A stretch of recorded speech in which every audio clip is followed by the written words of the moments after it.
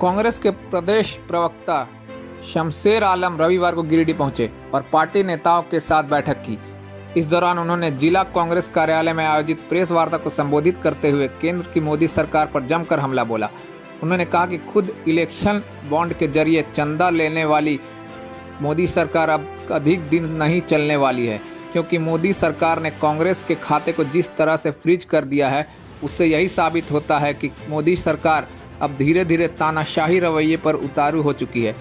इस दौरान उन्होंने दिल्ली के सीएम अरविंद केजरीवाल की गिरफ्तारी पर भी मोदी सरकार पर हमला बोलते हुए कहा कि बगैर आरोप साबित हुए ही सीएम केजरीवाल को ईडी गिरफ्तार कर लेती है। कहा कि 100 करोड़ के शराब घोटाले के मामले में ईडी ने केजरीवाल को गिरफ्तार किया, लेकिन इसी मामले में भाजपा को 50 करोड़ का चंदा लेती है। लोकसभा चुनाव की घोषणा सबसे बड़ा लोकतंत्र, भारत की सबसे बड़ा मजबूत और लोकतंत्र का चुनाव महापर्व मनाने जा रही है देश की एक एक जनता। मगर आपने देखा होगा, सुना होगा, ये देख भी रहे होंगे कि केंद्र में बैठे हुए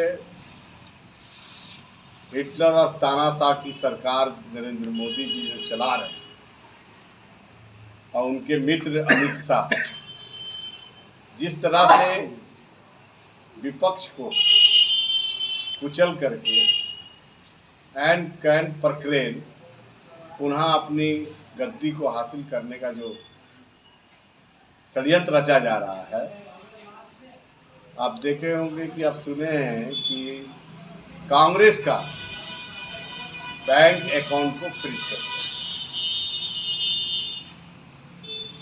और दूसरी तरफ इलेक्ट्रो बॉन्ड के द्वारा अरबों खरबों रुपया का चंदा तानाशाह ले रहे हैं। जिस गाय के नाम पर वोट ले रहे थे उस बीफ कंपनी से भी अरबों करोड़ों रुपया चंदा ले लिया। जिस पाकिस्तान के नाम पर आप वोट ले रहे थे उस पाकिस्तान के कंपनियों से भी आपने अरबों खरबों रुपया चंदा, चुनावी चंदा ले रहे हैं।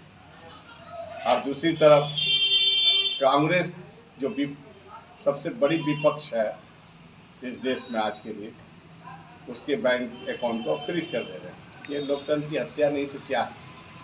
जब जब नरेंद्र मोदी के खिलाफ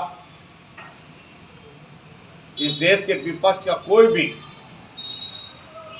उनके गलत क्रियाकलाप की आवाज को बुलंद करती है तो वो अपने तोता सीबीआई, ईडी, इनकम टैक्स को लगा करके विपक्ष को परेशान किया जाता है, जेल भेज दिया जाता है। इन सब बातों को लेकर के हम आज आपके चौथे तानाशाही रवैया जो पूरे देश में चल रहा है। हाल फिलहाल में हमने देखा कि लोकतंत्र की सरकार जो मुख्यमंत्री अरविंद केजरीवाल जी को किस तरह से उन्होंने गिरफ्तार किया है और बेदाग व्यक्ति को उन्होंने गिरफ्तार किया है। और ये जो अभी जो चंदा का जो इलेक्ट्रल बॉन्ड के माध्यम से फंड कलेक्शन हुए हैं पूरे देश में, तो सुप्रीम कोर्ट के फटकार के बाद एसबीआई ने सेकेंड टर्म में डिक्लेयर किया है। फर्स्ट टाइम में डिक्लेयर नहीं किया, फर्स्ट टाइम तो उन्होंने बाईपास कर दिया था। फिर जब सुप्रीम कोर्ट ने उनको फटकार लगा तो सेकेंड टाइम उन्होंने डिक्लेयर किया कि किस फंड से कितने पैसे आ रहे। इनका एक मोटो है कि चंदा दो और धंधा दो का चल रहा है, जो चलते पिछले कई दिन में सालों से चल रहा है। दो ही व्यक्ति इनके देश में है। और अभी सबसे आश्चर्यचकित बात है, चुनावी साल है, अपने सभी पार्टी के लोग उम्मीदवार घोषणा कर रहे हैं और हमारे कांग्रेस पार्टी जितनी बड़ी पार्टी है इसका अकाउंट जो फ्रीज कर दिया जाता है, जिसमें कि 200 करोड़ रुपये हैं जो चुनावी फंड के माध्यम से हमारे प्रत्याशी को नेतृत्व के द्वारा दी जाती है कि आप चुनाव में जनता के बीच जाए, अपना प्रचार प्रसार करें। इसको फ्रीज कर दिया गया। फ्रीज के अलावे भी उन्होंने एक टैक्स उसमें जोड़ दिया है गवर्नमेंट के द्वारा, इनकम डिपार्टमेंट के द्वारा, जो करोड़ों रुपये में वो टैक्स अगर नियमतः अगर हम आते हैं तो टैक्स बनती है 14 लाख समथिंग रुपया का 0.7 के माध्यम से। और ये नोटिस कब का आया हुआ है? जब हमारे तत्कालीन सीताराम केसरी इस राष्ट्र के अध्यक्ष हमारी पार्टी हुआ करते थे।